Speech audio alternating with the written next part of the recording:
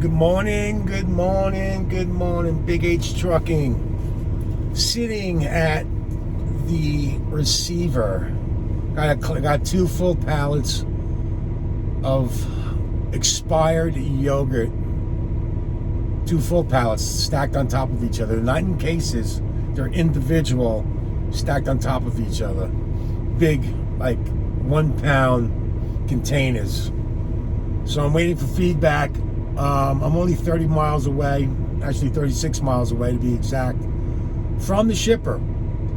So my suggestion was, let's bring it back to the shipper for them to take it off the truck, because the pallet's all the way up in the front. So if I have to unload this by hand, that's going to suck. Because again, they're not in cases, they're individual. So it's been an interesting 2 days.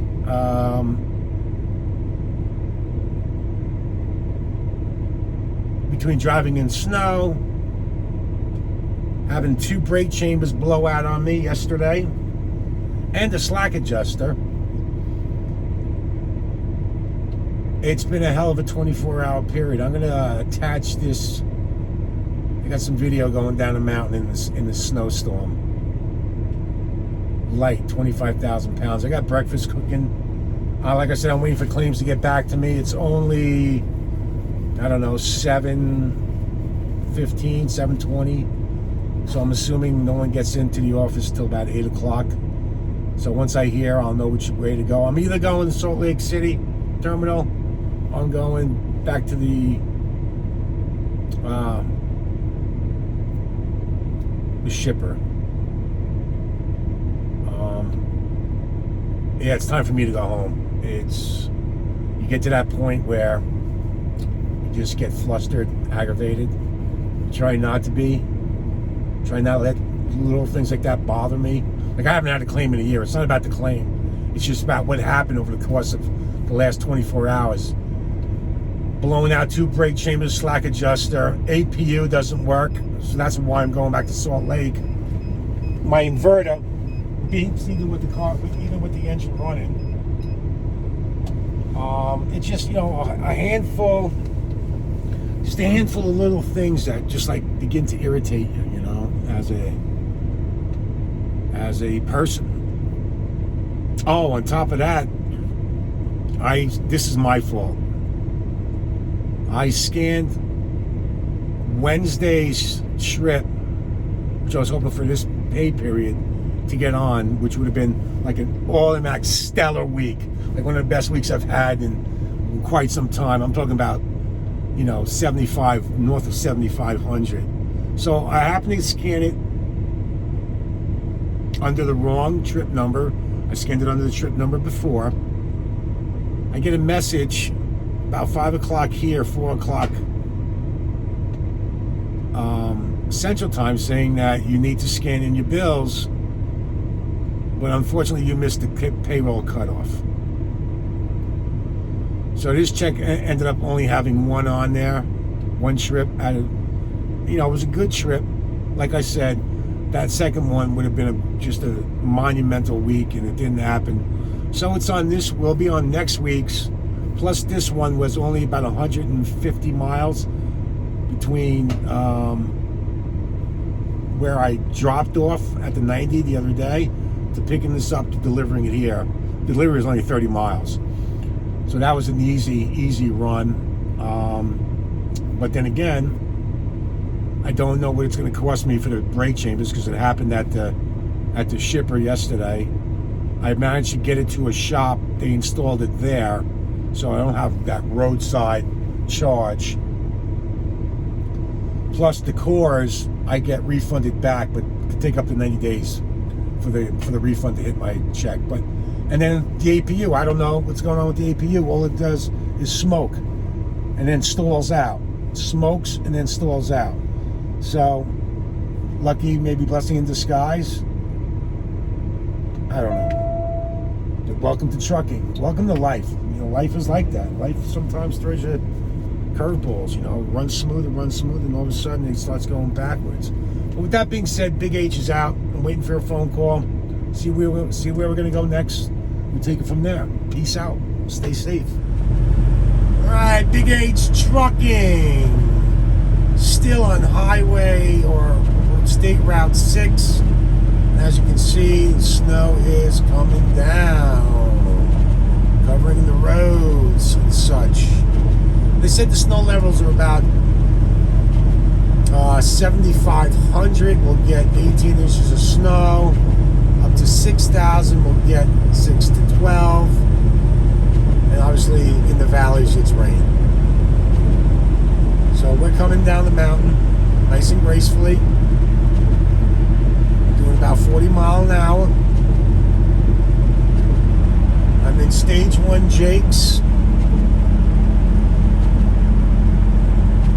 This way I don't have to ride my regular brake. It's also in stage 1. It gives me enough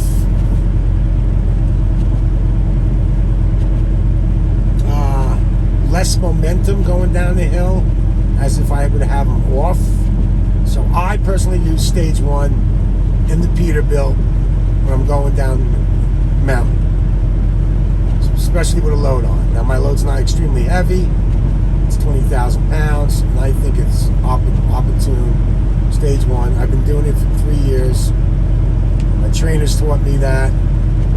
So anybody that tells you in a Peterbilt, I don't know, Freightliners or Volvos or I don't know any of those other trucks. I know in a Peterbilt, it's not an aggressive Jake.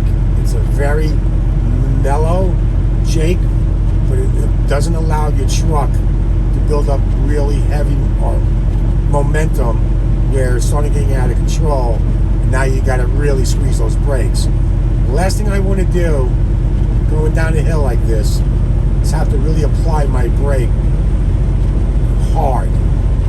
That's when I feel you can jackknife a truck. I'm also at a speed that's comfortable for me. Like I said, I'm 35, 40 miles an hour. As I'm getting lower in elevation, the roads are now they're kind of wasted a little bit, but I can still see asphalt.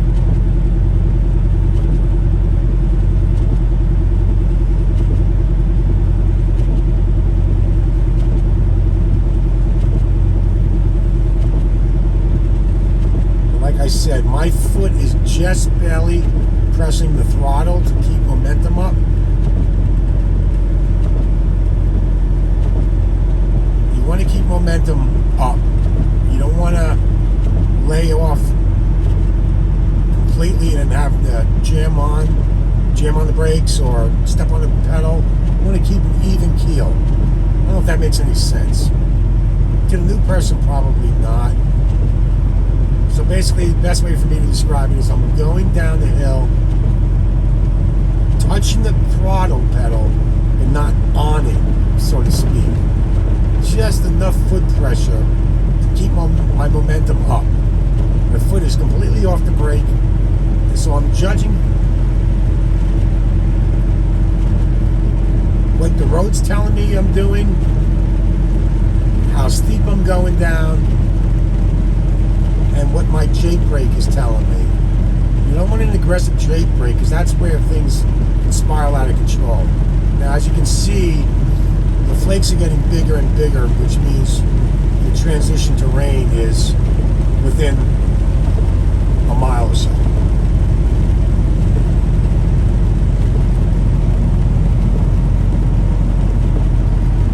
And it's snowing hard.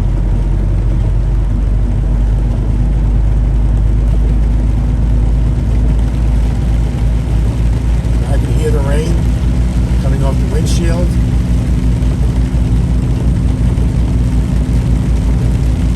And I'm pretty much at the rain snow line.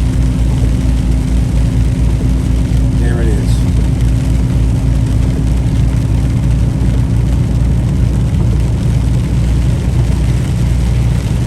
My speed's up to 50.